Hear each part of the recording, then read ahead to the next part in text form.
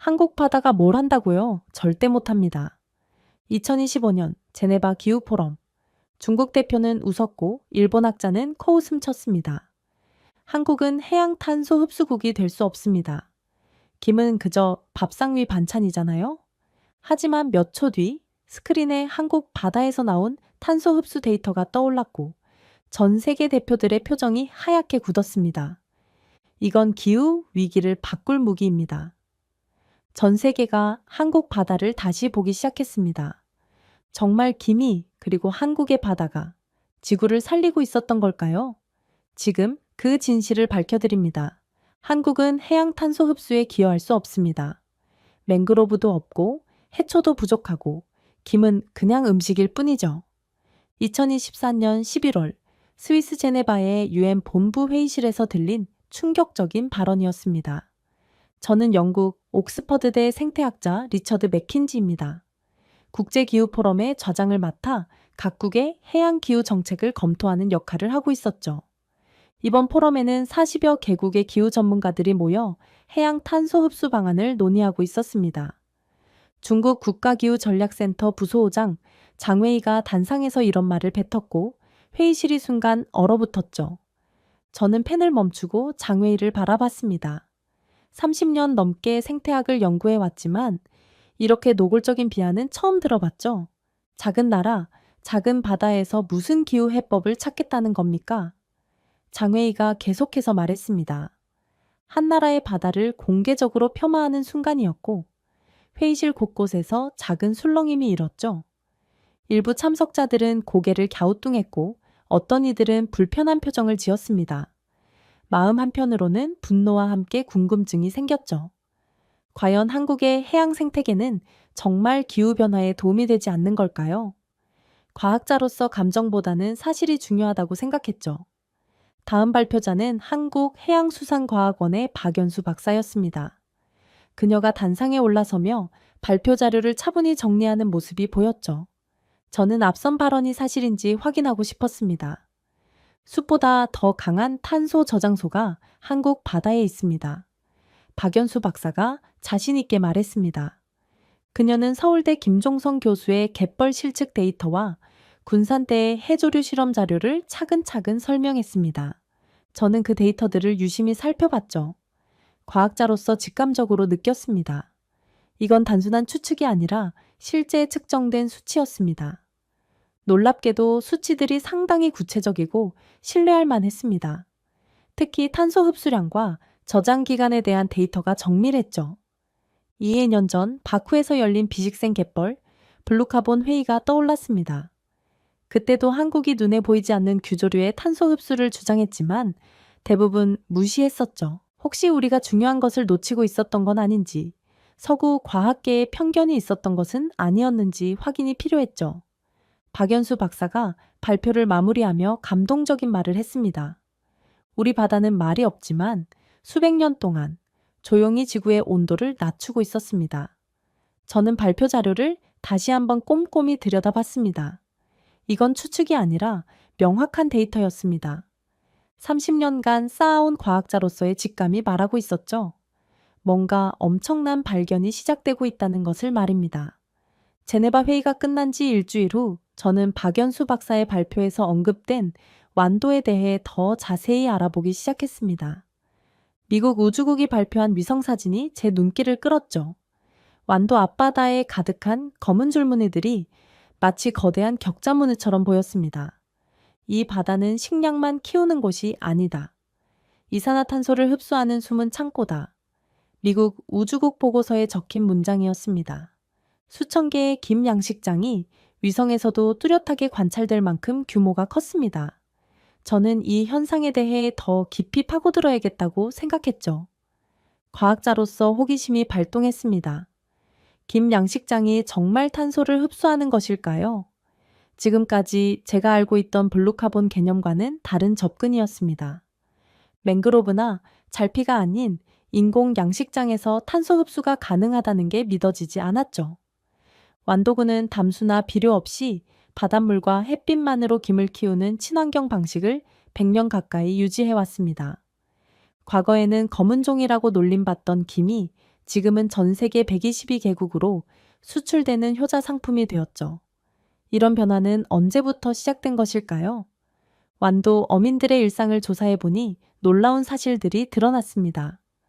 하루에 20척 이상의 배가 바다로 나가고 매일 400톤 이상의 김이 경매장으로 들어온다고 했죠. 완도 김 한 장에는 어민의 손길과 바다의 숨결이 함께 담겨 있습니다. 이 규모라면 상당한 탄소 흡수가 가능할 것 같았죠. 하지만 정확한 수치가 필요했습니다. 2024년 중반, 미국 우주국가 세계은행, 세계자연기금 전문가들이 완도를 직접 방문했습니다. 저는 그들의 방문 기록을 찾아봤죠. 국제기구들이 한국의 작은 섬마을에 관심을 갖는다는 것 자체가 특별한 일이었습니다. 이들은 완도의 김양식 현장을 직접 둘러보며 탄소 흡수 메커니즘을 확인했다고 했죠. 비료도 없이 이렇게 많은 탄소를 바다에서 흡수할 수 있다니 놀랍습니다. 방문단 중 한 명이 남긴 코멘트였습니다. 한국의 해조류 양식 방식을 지구를 살리는 모델로 소개하기 시작했다는 내용이었습니다. 완도 군수가 한미 공동 해양 포럼에서 발표한 내용도 인상적이었죠. 우리는 밥상 위의 반찬으로만 보던 김을 지구를 살리는 자원으로 키우고 있습니다. 저는 완도 어민 이영도 씨의 인터뷰 기사를 읽었습니다. 3대째 김 양식업에 종사하고 있다는 그의 말이 특히 기억에 남았죠. 예전엔 김을 뜯으며 살았지만 지금은 그 김이 지구를 살리고 있습니다. 미국 우주국이 위성사진 속 한국 바다를 숨쉬는 탄소 숲으로 명명했습니다. 과학자로서 이런 현상을 직접 확인해 보고 싶었죠. 완도 경매장에서 김을 내는 어민의 손과 국제학자가 그 김을 들여다보는 장면을 상상해 봤습니다. 수백 년간 이어져 온 양식 기술이 현대기후과학의 관심사가 된 것이었죠. 전통 어업이 첨단 환경 기술로 재평가받는 순간이었습니다. 이 모든 자료를 정리하며 저는 확신을 갖게 됐습니다. 장웨이의 발언은 완전히 틀렸습니다. 한국의 바다는 조용하지만 강력한 기후 해법을 품고 있었죠. 완도 자료를 검토한 지 며칠 후 저는 해양 생태계의 탄소 흡수 원리에 대해 더 깊이 연구하기 시작했습니다. 해양 생태계는 단순한 먹이 공간이 아니었죠. 바다에는 탄소를 흡수해 수백 년간 저장할 수 있는 숨은 숲이 있었습니다. 이것이 바로 블루카본의 핵심 개념이었죠. 그 대표적인 것이 바로 해초, 염습지, 맹그로브였습니다. 이 세 생태계는 기후변화에 관한 정부 간 협의체에서 공식 인정한 블루카본 흡수원이었죠. 바닷물 속에서 자라는 잘 피는 육지의 나무처럼 광합성을 통해 이산화탄소를 흡수했습니다. 그리고 그 탄소를 잎, 줄기, 뿌리, 그리고 퇴적물 속에 깊이 가둬둡니다. 한국은 영국 플리머스 대학과는 다른 방식으로 잘피 복원을 진행하고 있었습니다. 한국의 접근법이 더 효율적이었죠. 수심 3m 이하의 뻘지역인 완도와 진도 등은 햇빛, 영양염, 바람 모두가 최적 조건이었습니다. 단위 면적당 탄소 저장량이 영국보다 30% 높다는 분석 결과가 나왔죠. 2023년에는 대기업들이 여수와 고흥에서 잘피숲 복원 프로젝트를 시작했습니다. 잘피는 뿌리와 잎이 전체로 탄소를 흡수했죠. 그리고 죽은 뒤에도 그 몸은 바다 아래에 가라앉으며 수백 년간 이산화탄소를 가둬둡니다. 이런 장기 저장 능력이 바로 잘피의 특별한 점이었습니다. 완도 해역의 잘피는 매년 자동차 17,000대 분량의 탄소를 흡수한다는 연구 결과가 발표됐습니다. 잘피 1헥타르당 연간 최대 500톤의 탄소 저장이 가능했죠. 이는 한국이 주도하는 블루카본 생태계에서 핵심적인 역할을 하고 있었습니다. 영국 플리머스 대학의 클레어 라슨 박사도 한국의 성과에 감명받았습니다. 해초 복원 과학자인 그녀의 평가는 더욱 의미가 있었죠. 한국 바다는 우리가 복원하려는 미래를 이미 만들고 있었습니다. 한국의 잘피숲 저장 효율은 플리머스보다 약 30% 높다는 공동 연구 보고서가 2023년에 발표됐습니다. 해양수산부의 바다숲 사업 결과 보고서에 따르면 완도 지역 잘피가 자동차 17,000대 분량의 탄소를 흡수한다고 했죠. 이런 수치들은 단순한 추정이 아니라 실제 측정 결과였습니다. 대기업들과 한국수산자원공단이 진행하는 민관협력 프로젝트도 본격화됐습니다. 잘피복원 사업은 환경보호와 경제적 가치를 동시에 창출하는 모델이 되고 있었죠. 기업들은 탄소 배출권을 확보하면서 동시에 바다 생태계 복원에도 기여할 수 있었습니다. 저는 이 모든 데이터를 정리하며 한 가지 사실을 확신하게 됐습니다. 한국의 바다는 단순한 어업 공간이 아니라 지구 기후를 안정시키는 거대한 탄소 저장고였죠. 박연수 박사의 발표 이후 일주일이 지났습니다. 저는 한국 해양 생태계에 대해 더 깊이 파고들기 시작했죠. 완도와 여수, 서천 등지의 갯벌 실측 데이터를 직접 분석해보고 싶었습니다. 박사과정 시절 읽었던 고전 논문이 떠올랐죠. 광합성은 식물이 하는 줄 알았는데 지늘기 한다는 건 처음 듣는 이야기였습니다. 서울대 김종성 교수팀의 연구를 통해 드러난 사실이 놀라웠죠. 한국 갯벌에는 눈에 보이지 않는 규조류라는 미세조류가 햇빛만 있으면 광합성을 시작한다고 했습니다. 그 결과 자동차 약 20만 대가 내뿜는 이산화탄소를 매년 흡수하고 이 탄소는 바닷속 퇴적층에 갇혀 수백 년간 빠져나오지 않는다고 했죠. 이런 수치를 보며 저는 과학자로서 확신을 갖게 됐습니다. 이건 단순한 추측이 아니라 측정 가능한 현실이었습니다. 하지만 현실은 정반대였습니다. 갯벌은 여전히 개발 대상 1순위였죠. 간척 사업, 항만 매립, 해수면 상승으로 탄소 저장 창고가 사라지고 있었습니다. 한국 정부조차 갯벌의 블루카본 자격을 얻기 위해 국제 기준 앞에서 설명할 언어를 찾고 있었죠. 이런 상황을 보며 저는 분노와 동시에 책임감을 느꼈습니다. 과학자로서 이런 중요한 발견을 세계에 알려야 한다는 사명감이 생겼죠. 서구 과학계에서 인정받지 못했던 한국의 연구가 실제로는 혁신적인 발견이었던 것입니다. 우리가 이 데이터를 더 늦게 알았더라면 이 지늙은 시멘트가 되어버렸을 것입니다. 지늙이 세상을 구하고 있다는 사실, 이건 한국이 처음 증명한 과학입니다. 제 마음속에서 나온 말이었습니다. 서울대 연구팀은 갯벌의 탄소 저장층을 1m 깊이까지 정밀 채취해서 세계 최초로 블루카본 갯벌 지형도를 제작했습니다. 전국 40가의 지점 갯벌에서 최대 1,600만 톤을 저장하고 연간 2,649만 톤을 흡수한다는 실측 결과가 나왔죠. 규조류의 광합성 원리도 실제 실험을 통해 확인됐습니다. 빛이 닿는 순간 산소 방출을 확인할 수 있었죠.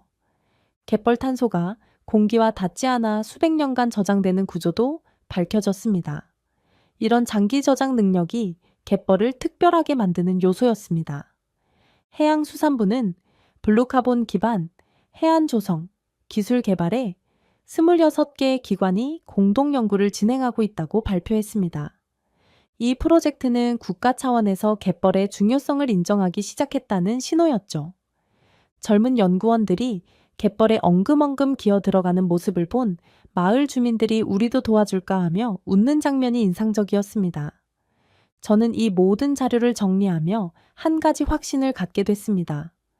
갯벌은 냄새나고 더럽다고만 여겨졌지만 실제로는 우리 후손들의 공기창고였습니다.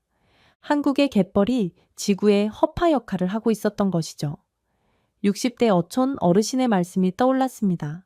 갯벌은 냄새나고 더럽다고만 했지 그게 우리 손주의 공기창고일 줄은 몰랐다고 하셨던 말씀이 새삼 의미 있게 다가왔습니다. 갯벌 연구 자료를 정리한 후 저는 완도에 직접 방문하기로 결심했습니다. 군산대 김주영 교수가 진행 중인 해조류 실험실을 찾아가고 싶었죠. 2024년 12월 초 드디어 완도행 비행기에 몸을 맡겼습니다. 30년간의 연구 경험 중에서도 가장 흥미진진한 현장 조사가 될 것 같았습니다. 과연 한국의 해조류 양식이 정말 탄소 흡수 장치로 작동하는지 직접 확인해 보고 싶었죠. 김주영 교수를 만나자마자 저는 직접적으로 물었습니다. 김, 미역, 다시마 같은 해조류가 정말 탄소를 저장한다고 보십니까? 그는 저를 실험실로 안내하며 광합성 측정 센서를 보여줬습니다. 저는 직접 들여다보며 확인했죠. 광합성 속도, 산소 방출량, 용존 탄소량까지 모든 데이터가 실시간으로 측정되고 있었습니다. 이런 정밀한 측정 장비를 보니 한국의 기술 수준이 상당하다는 걸 실감할 수 있었죠. 군산대 연구팀은 실험을 통해 놀라운 사실을 밝혀냈습니다. 양식 중인 해조류는 햇빛을 더 많이 받고 수온이 낮은 겨울철에 양식되기 때문에 자연산보다 탄소 흡수 속도가 2배 이상 빠르다고 했죠.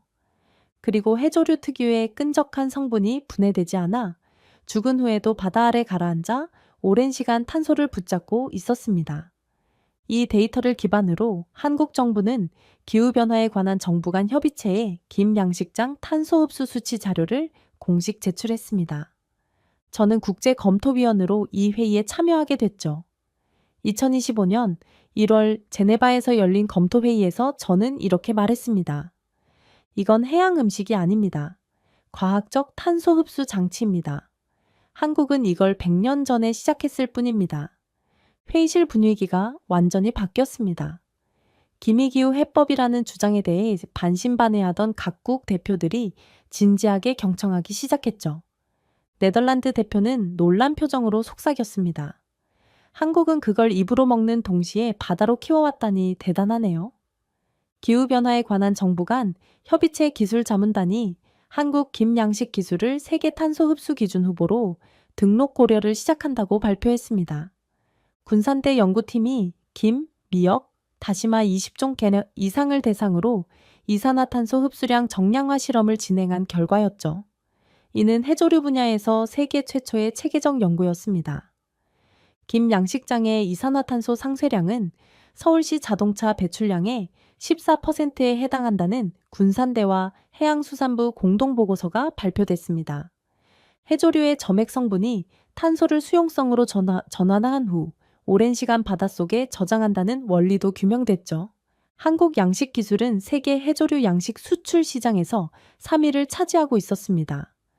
단순한 음식 생산이 아니라 환경 기술의 차원에서 접근한 결과였죠. 저는 이 모든 과정을 지켜보며 확신했습니다.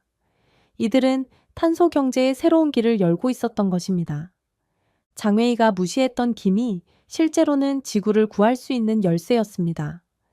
2025년 1월 말 스위스 제네바에서 중요한 회의가 열렸습니다.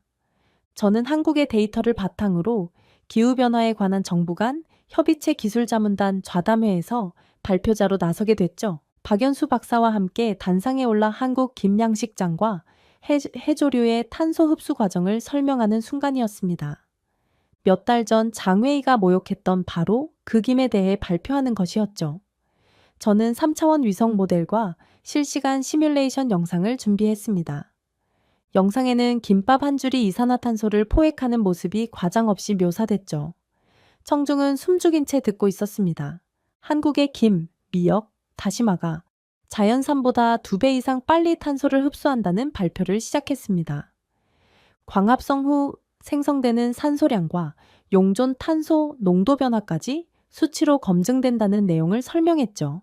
세계의 전문가들이 놀라는 표정을 지었습니다. 이런 구체적인 데이터는 이전에 본 적이 없었던 것 같았습니다. 스웨덴 대표가 옆 사람에게 속삭이는 소리가 들렸습니다. 우리가 실험실에서 꿈꾸던 수치를 한국은 바다에서 실현하고 있었어요. 저는 마이크를 내려놓기 전 자신이 한때 의심 많던 과학자였음을 인정하며 이렇게 말했죠. 30년 연구 경력을 통틀어 가장 확신에 찬 발언이었습니다. 한국은 증명했습니다. 바다가 길이라는 것을. 김은 음식이 아닙니다. 이건 지구가 숨을 다시 쉬게 하는 기술입니다. 기후변화에 관한 정부 간 협의체 기술자문단이 한국 해조류 탄소 흡수 모델을 국제 기준 후보로 공식 상정한다고 발표했습니다. 2025년 4월 블루카본 센터 발표 자료에 따르면 이는 역사적인 순간이었죠. 해조류 분야에서 아시아 국가가 주도권을 잡은 첫 번째 사례였습니다. 제네바 회의 폐막 직후 유엔 기후변화 대응팀이 한국과 공동연구 협약 체결을 발표했습니다. 기미지구를 살린다는 문장이 국제 언론 헤드라인에 등장했죠. 해양수산부와 블루카본 융합연구 우센터가 2024년 발표한 김과 해조류 탄소 흡수 수치와 연구가 바탕이 됐습니다. 완도 김 양식장 연간 생산량 약 400톤을 기준으로 이산화탄소 흡수량을 계산하면 연 17,000대 차량 상쇄 효과가 있다는 수치가 공식 인정받았습니다.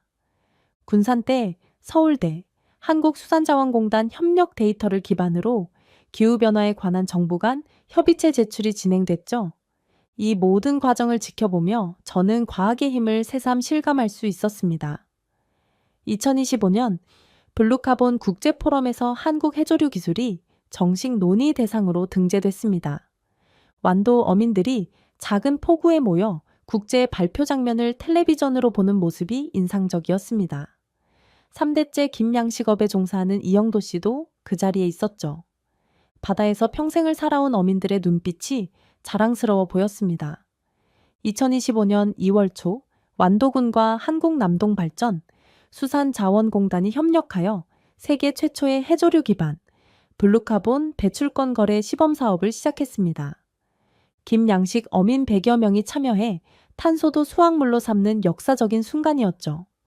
거래가 처음 성사되던 날이 이영도 어민이 수협 직원에게 한 말이 인상적이었습니다. 이젠 김으로 돈도 벌고 지구도 지키네요. 김과 잘피, 갯벌 3가지를 묶은 블루카본 3총사 모델이 공식화됐습니다. 이 모델은 기후변화에 관한 정부 간 협의체, 세계은행, 세계자연기금이 함께 지지한 구조였죠. 한국 정부는 향후 20년간 최대 5천억 원 규모의 탄소 크레딧 시장 창출을 기대한다고 발표했습니다. 저는 다시 한국을 찾았습니다. 국제사회의 인정을 받은 한국의 블루카본 현장을 직접 보고 싶었죠. 완도포구에서 이영도 씨를 만났을 때 그가 한 말이 마음에 깊이 남았습니다.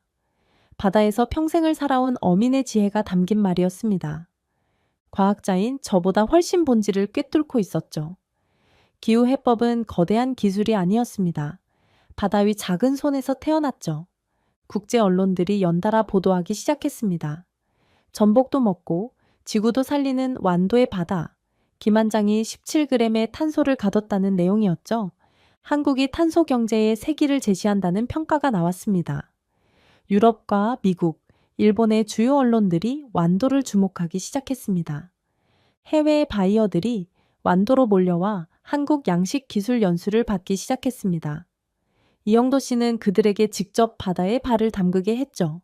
전통적인 어업 방식을 체험하게 하면서 말했습니다. 이제 전 세계 바다도 이 맛을 기억하게 될 겁니다. 완도 어민 중에는 배출권 거래로 연간 수익 1억 원을 돌파하는 사례도 등장했습니다. 우린 이제 어민이자 기후 수호자라는 자부심이 생겼죠.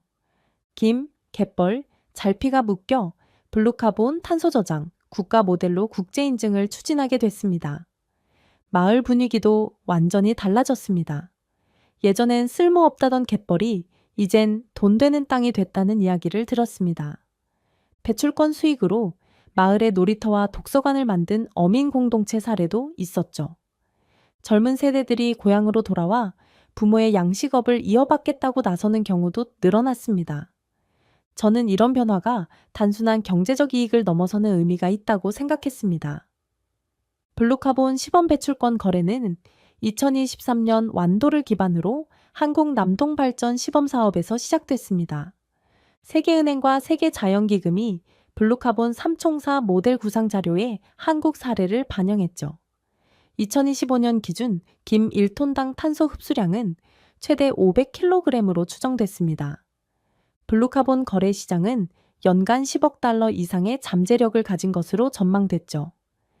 2025년 2월 중순 완도에서 전 세계 블루카본 전문가들이 참석한 가운데 세계 블루카본 연구센터 개소식이 열렸습니다. 완도는 이제 단순한 어촌이 아닌 해양탄소 연구의 중심지가 되었죠. 유엔은 이 개소식을 계기로 매년 2월을 블루카본 인식 증진의 달로 지정한다고 발표했습니다. 한국이 이런 규모의 블루카본 연구센터를 아시아 최초로 설립한 것이었습니다. 저는 이 의미 있는 순간을 직접 목격할 수 있어서 보람이 있었죠. 몇 달 전 장회의가 김은 그냥 음식일 뿐이라고 폄하했던 그 김이 이제 국제 학술 연구의 핵심 주제가 되어 있었습니다. 과학적 사실이 편견을 바꾸는 과정을 보고 있었습니다. 해양수산부와 지역 어민들이 함께 준비한 현장 견학 프로그램이 행사의 하이라이트였습니다. 완도 포구에서는 해외 연구자들과 국내 전문가들이 김 양식장을 직접 견학하고 전통 방식의 김 수확 과정을 체험하는 프로그램이 진행됐죠. 이영도 씨를 비롯한 지역 어민들이 직접 양식 과정을 설명하며 질문에 답하는 모습이 인상적이었습니다.